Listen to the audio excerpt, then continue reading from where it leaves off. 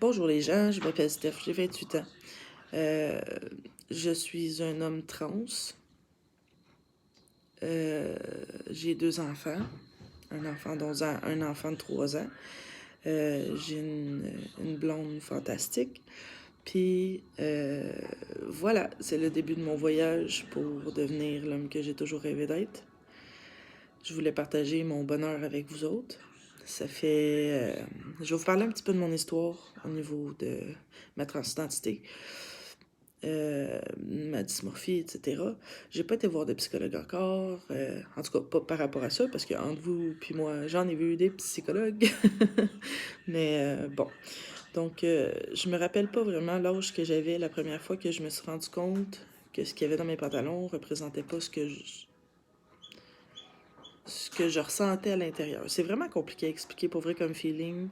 Si jamais vous avez des trans autour de vous puis que vous osez poser des questions sans, évidemment, en étant respectueux, je suis pas mal sûre que vous allez avoir le même résultat. C'est pas vraiment...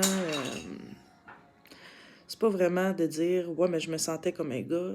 Je pense que ça va vraiment plus loin que ça. Puis je pense que c'est juste l'espèce d'explication qu'on donne à tout le monde parce qu'on est tanné de se faire poser certaines questions à répétition. Mais en général, je me suis quand même bien adaptée à la vie dans laquelle j'ai grandi. Parce que mes parents m'ont jamais empêché de m'habiller en gars si j'en avais envie. J'ai pu vraiment explorer les deux genres euh, selon mon bon vouloir, là, vraiment sans barrière. Donc, je me rappelle que j'étais trop jeune pour me souvenir de l'âge que j'avais. Je pense que ça devait être entre 3 ans et 5 ans. Quand j'ai demandé à ma mère pour la première fois pourquoi j'avais pas de pénis. Puis ça avait l'air tellement d'une question anodine, puis mes mécanismes de défense dans la vie m'empêchent en fait d'afficher certaines craintes, certaines peurs aux gens autour de moi parce que j'ai pas envie d'être un poids pour eux. Puis je suis bien conscient euh, de d'à quel point c'est un sujet qui peut être lourd. Puis je suis consciente de ça depuis très jeune. J'avais une sœur fantastique d'ailleurs qui a pas été chanceuse dans la vie. Puis j'ai eu une sœur, j'ai eu une sœur un petit peu plus jeune que moi, qui a eu beaucoup de difficultés dans la vie, puis qui a eu besoin de beaucoup d'aide. Évidemment, c'est pas de sa faute si moi je me suis tais aussi longtemps, mais c'est ma nature de donner le temps qui m'appartient aux autres. Donc, bon.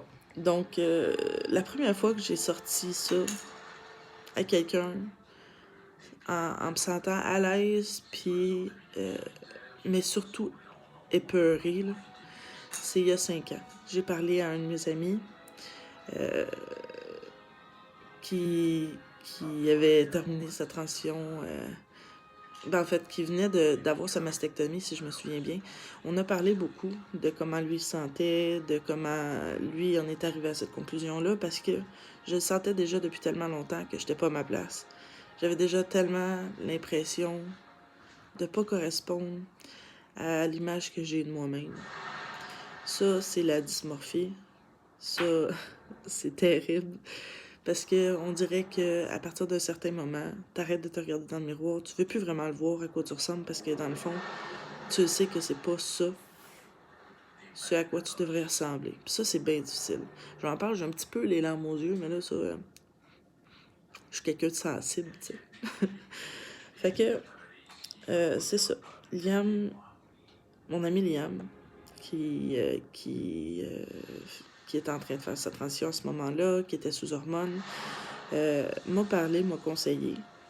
Puis malheureusement, j'ai eu trop peur pour poursuivre ma transition. J'en étais arrivée à porter des binders.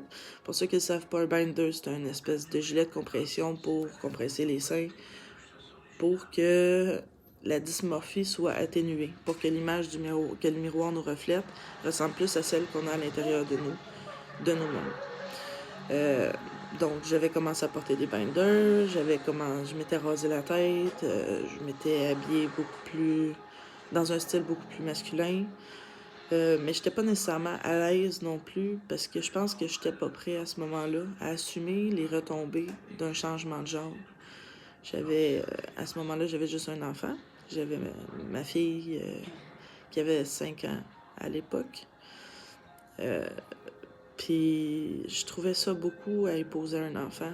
Encore une fois, tu sais, je vous ai dit tantôt que je suis quelqu'un qui a toujours passé les besoins des autres avant les siens. J'ai eu ma fille quand j'avais 16 ans.